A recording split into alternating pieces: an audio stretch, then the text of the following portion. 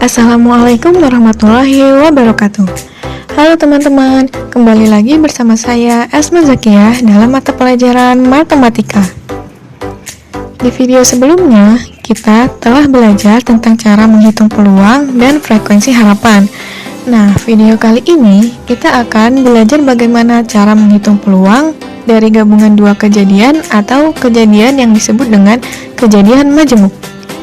Terdiri dari kejadian saling lepas, tidak saling lepas, saling bebas, dan bersyarat. Simak video ini dengan baik ya. Yuk kita mulai. Yang pertama, kejadian saling lepas. Dua kejadian A dan B dikatakan saling lepas jika kejadian A dan B tidak dapat terjadi secara bersama-sama. Jika kejadian-kejadian tersebut digambarkan dalam diagram Venn, maka gambarnya terlihat seperti pada gambar, di mana tidak ada irisan antara kejadian A dan kejadian B. Kejadian ini menggunakan konsep gabungan yang biasanya menggunakan kata hubung atau pada soal. Jika A dan B saling lepas, maka peluang kejadian A atau B adalah peluang A gabungan B sama dengan peluang A ditambah peluang B. Contoh soalnya, dua buah dadu dilempar bersama-sama. Peluang munculnya jumlah mata dadu 9 atau 10 adalah, kita bisa gunakan bantuan tabel untuk melihat kemungkinan semua kejadiannya. Nah, misalkan A adalah kejadian munculnya mata dadu berjumlah 9 dan B adalah kejadian munculnya mata dadu berjumlah 10. Berarti NA sama dengan 4 yang terdiri dari munculnya mata dadu 3 dengan 6, 4 dengan 5, 5 dengan 4, dan 6 dengan 3. Sedangkan NB sama dengan 3 yang terdiri dari munculnya mata dadu 4 dengan 6, 5 dengan 5, dan 6 dengan 4. Sehingga kita dapat hitung peluang A gabungan B sama dengan peluang A ditambah peluang B sama dengan 4/36 ditambah 3/36. Hasilnya 7/36. Selanjutnya, kejadian tidak saling lepas, di mana dua kegiatan A dan B dikatakan tidak saling lepas jika kejadian A dan B dapat terjadi secara bersama-sama. Jika digambarkan dalam diagram Venn, maka terlihat terdapat irisan di antara keduanya. Jika A dan B tidak saling lepas, maka peluang kejadian A atau B dapat dihitung dengan peluang A gabungan B sama dengan peluang A ditambah peluang B dikurangi peluang A irisan B. Supaya lebih paham, simak contoh soal berikut. Dalam sebuah kelas terdapat 30 siswa, 14 siswa menyukai matematika, 10 siswa menyukai bahasa Indonesia, dan 5 siswa menyukai keduanya. Jika dipilih satu siswa secara acak, berapa peluang siswa tersebut suka matematika atau bahasa Indonesia?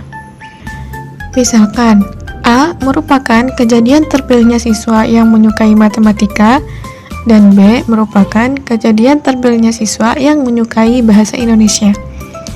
Maka NA sama dengan 14, NB sama dengan 10, NE sama dengan 30, dan NA irisan B sama dengan 5. Sehingga peluang A gabungan B sama dengan peluang A yaitu 14/30 ditambah peluang B yaitu 10/30 dikurang peluang irisan A dan B yaitu 5/30. Maka hasilnya 19/30. Berbeda dengan kejadian saling lepas dan tidak lepas yang menggunakan konsep gabungan, kejadian saling bebas ini menggunakan konsep irisan yang biasanya menggunakan kata hubung dan, di mana dua kejadian A dan B yang terjadi secara berurutan dikatakan saling bebas apabila kejadian A tidak mempengaruhi peluang terjadinya kejadian B. Apabila A dan B adalah dua kejadian saling bebas, maka peluang kejadian A dan B dapat dihitung dengan peluang A irisan B sama dengan peluang A dikali peluang B. Perhatikan contoh soal berikut. Tersedia dua kotak yang berisi bola berwarna-warni. Dalam kotak pertama terdapat 4 bola merah dan 3 bola putih. Sedangkan dalam kotak kedua terdapat 7 bola merah dan 2 bola hitam. Dari setiap kotak diambil 1 bola secara acak. Peluang terambilnya bola putih dari kotak pertama dan bola hitam dari kotak kedua adalah: pada kotak pertama berisi 4 bola merah dan 3 bola putih. Sedangkan banyaknya bola pada kotak pertama adalah 7 bola. Pada kotak kedua berisi 7 bola merah dan 7 bola hitam. Sehingga banyaknya bola pada kotak merah ada 9 bola. Sekarang kita misalkan A merupakan kejadian terambilnya bola putih dari kotak pertama, dan B merupakan kejadian terambilnya bola hitam dari kotak kedua. Maka NA sama dengan 3 dan NB sama dengan 2. Jadi peluang A irisan B sama dengan peluang A yaitu 3/7 dikali peluang B yaitu 2/9, yang hasilnya 2/21. Gimana? Mudah bukan? Nah, yang terakhir kejadian bersyarat. Dua kejadian A dan B yang terjadi secara berurutan dikatakan bersyarat atau tidak saling bebas apabila kejadian A mempengaruhi peluang terjadinya kejadian B. Ini terjadi kalau hasil kejadian pertama mempengaruhi peluang kejadian kedua. Contoh paling sering, kamu mengambil 1 bola dari kantong dan tidak mengembalikannya. Sekarang jumlah bola di kantong sudah berkurang. Otomatis jumlah pengambilan kedua pun berubah. Apabila A dan B adalah dua kejadian bersyarat, maka peluang kejadian A dan B dapat dihitung dengan peluang B bersyarat A sama dengan peluang A irisan B per peluang A.